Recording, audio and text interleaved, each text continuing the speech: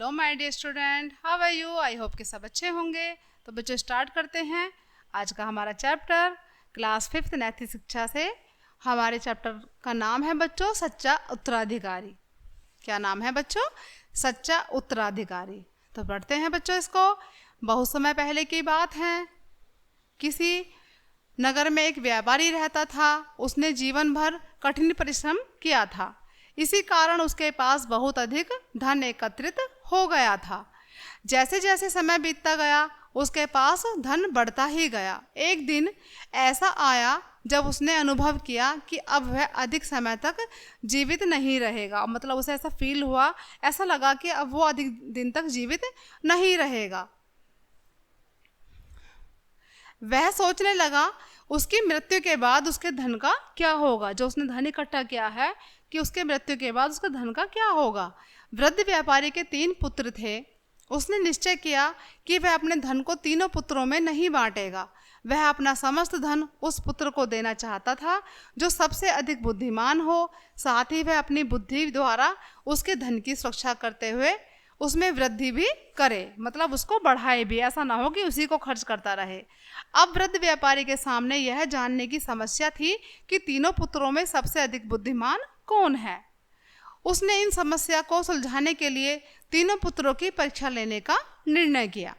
वृद्ध व्यापारी ने तीनों पुत्रों को अपने पास बुलाया और बोला, ये 3 रुपये हैं। मैं चाहता हूँ कि तुम तीनों 1-1 रुपया ले लो और अलग अलग बाजार जाकर कोई ऐसी वस्तु खरीद कर लाओ जिससे सारा घर भर जाए। ध्यान रहे, तुम्हें 1 रुपये से अधिक खर्च नहीं करना है। ये पिक्चर दी हुई है बच्चों, देखो ये कौन है? व्यापारी है, वृद्ध व्यापारी। और ये कौन है? ये तीनों उसके पुत्र हैं जो उनसे बातें कर रहे हैं आपस में। तीनों पुत्रों ने अपने मन में सोचा कि 1 रुपये से ऐसी कोई भी ऐसी वस्तु नहीं खरीदी जा सकती जिससे सारा घर भर जाए। लेकिन तीनों पुत्र पिता का आदेश मानकर बाजार की ओर चल दिए। पहला पुत्र बाजार में सारे दिन घूमता रहा, किंतु उसे ऐसी कोई वस्तु नहीं मिली जो 1 रुपये में संपूर्ण घर को भर सके। अंत में उसने सोचा कि संसार में मिट्टी से सस्ती कोई वस्तु नहीं है। वह 1 रुपये की मिट्टी खरीदकर अपने घर की ओर चल दिया। मतलब उसने 1 रुपये की मिट्टी खरीदी और अपने घर की तरफ चल दिया। घर पहुंचकर उसने सारी मिट्टी घर में डलवा दी, परंतु मिट्टी से घर नहीं भर सका। दूसरा पुत्र भी सारा दिन बाजार में घूमता रहा। उसने भी दुकानों पर अनेक वस्तुएं देखी, किंतु उसे ऐसी कोई भी वस्तु नहीं मिली जिससे सारा घर भर सके। उसे अब विश्वास हो गया कि उसके पिता पागल हो गए हैं। वह निराश होकर घर की ओर चलने ही वाला था कि उसे भूसे से लदी एक बैलगाड़ी दिखाई दी। क्या दिखाई दी बच्चों? भूसे से भरी हुई एक बैलगाड़ी दिखाई दी। बैलगाड़ी के स्वामी के पास पहुंचा उससे भूसे का मूल्य पूछा। बहुत मोल भाव करने के बाद वह सारा भूसा 1 रुपये में खरीदने में सफल हो गया था। वह भूसे से लदी बैलगाड़ी को प्रसन्नतापूर्वक अपने घर की ओर लेकर चल दिया।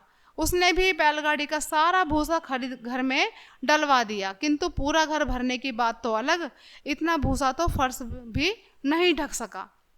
जो उसके घर का फर्श था उस पर भी सारा भूसा नहीं आया। तीसरा पुत्र रुपया लेकर सीधा बाजार नहीं गया। वह बहुत देर तक बैठा यह सोचता रहा कि 1 रुपये में क्या खरीदना संभव है। अंत में शाम के समय उसके मस्तिष्क में एक विचार आया। वह अपना रुपया लेकर तेजी से बाजार की ओर चल दिया।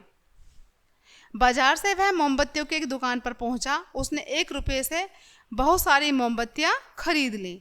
अब वह मोमबत्तियों को लेकर अपने घर की ओर चल दिया। जब वह घर पहुंचा तो शाम हो चुकी थी और उसका एक भाई घर में मिट्टी और दूसरा भाई भूसे के ढेर को देख रहा था, क्योंकि वो उससे पहले जा चुके थे घर पर, एक मिट्टी लेकर और एक भूसा लेकर। और दोनों क्या देख रहे थे? जो भूसा लेकर गया था वो भूसे को देख रहा था और जो मिट्टी लेकर गया था वो मिट्टी को देख रहा था। शाम का समय होने के कारण धीरे धीरे अंधेरा होता जा रहा था।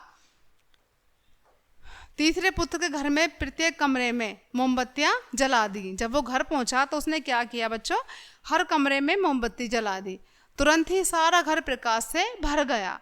पुत्र की बुद्धिमानी देखकर व्यापारी बहुत प्रसन्न हुआ और उससे बोला, क्या बोला बच्चों? कि बेटे तुमने वास्तव में बुद्धिमानी का परिचय दिया है, तुम ही मेरे धन के सच्चे उत्तराधिकारी हो, मैं अपना सारा धन तुम्हें सौंपता हूँ। यह कहकर वृद्ध व्यापारी ने अपना सारा धन तीसरे पुत्र को सौंप दिया। उसकी बुद्धिमानी और उसकी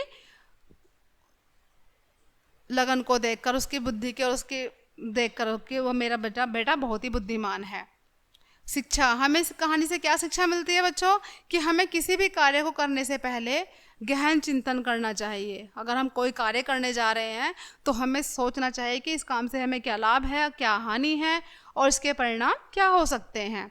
बिना सोचे समझे किए गए कार्य से सफलता प्राप्त नहीं होती है। मतलब हमें जल्दबाजी में कोई भी निर्णय नहीं लेना चाहिए। तो बच्चों ये थी आज की स्टोरी, यहीं समाप्त होती है। आई होप कि सभी को समझ आई होगी। तो बच्चों मिलते हैं नेक्स्ट चैप्टर में ऐसे ही नई स्टोरी के साथ। तब तक के लिए बाय बाय।